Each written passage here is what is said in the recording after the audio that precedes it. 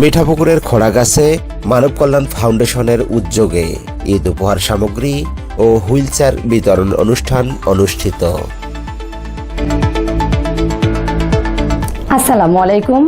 এমকে টেলিভিশনের নিয়মিত সংবাদে আপনাদের স্বাগত জানাচ্ছি আমি লাবণী। শুরুতেই শুনলেন সংবাদ শিরোনাম, এখন ডেস্ক থেকে বিস্তারিত।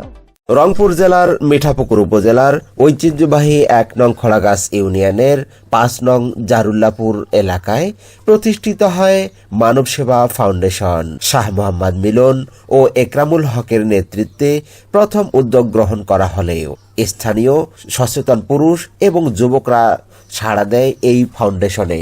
তারা প্রতি মাস একটি নির্দিষ্ট পরিমাণ চাঁদা দিয়ে এই প্রতিষ্ঠানকে সচল রাখা এবং গরিব দুঃখীদের উপকার করার জন্য সর্বোচ্চ চেষ্টায় রত রয়েছেন। নিজ এলাকা ছাড়াও আশেপাশের এলাকার অনেক গরিব দুঃখীদের মাঝে এই উপহার সামগ্রী বিতরণ করা হয়। মানব কল্যাণ ফাউন্ডেশন কর্তৃক আয়োজিত জারুল্লাপুর জারডাঙ্গা স্কুল মাঠ প্রাঙ্গণে আসন্ন পবিত্র ঈদ উল ফিতর উপলক্ষে ঈদ উপহার সামগ্রী, খাদ্য সামগ্রী বিতরণের কর্মসূচি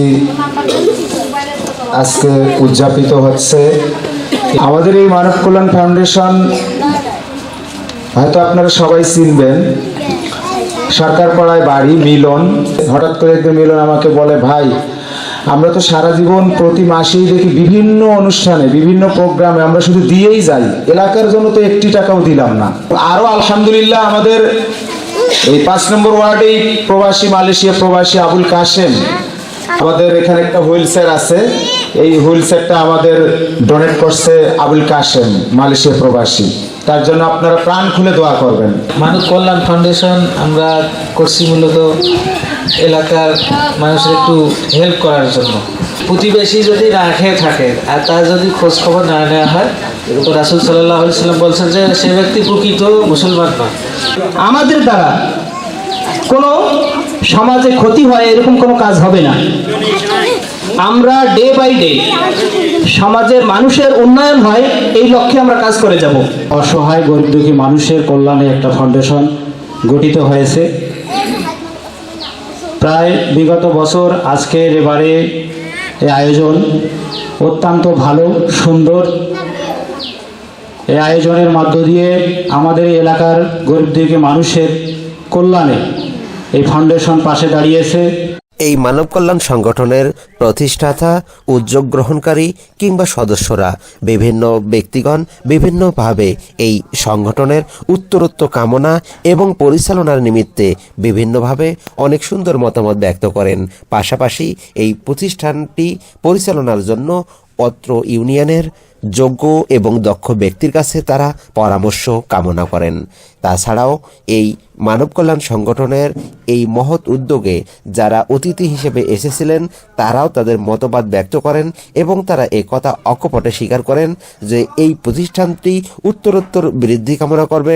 আজকে ২-৪ জন যুবক হচ্ছে, এই যে সঙ্গে যদি অত্র এলাকার আমাদের যুবক ভাইরা আছেন তারাও যদি সহযোগিতা করেন আর্থিকভাবে, সেই সাথে আপনারা যারা মুরব্বী আছেন আপনারা যদি দোয়া করেন, কোনো একটা সমাজকে পরিবর্তন করতে গেলে শ্রম দেব, পক্ষান্তরে যারা মুরব্বী আছেন, বয়োজ্যেষ্ঠ আছেন, তারা দোয়া করব, তাহলেই মনে হয় সম্ভব হবে।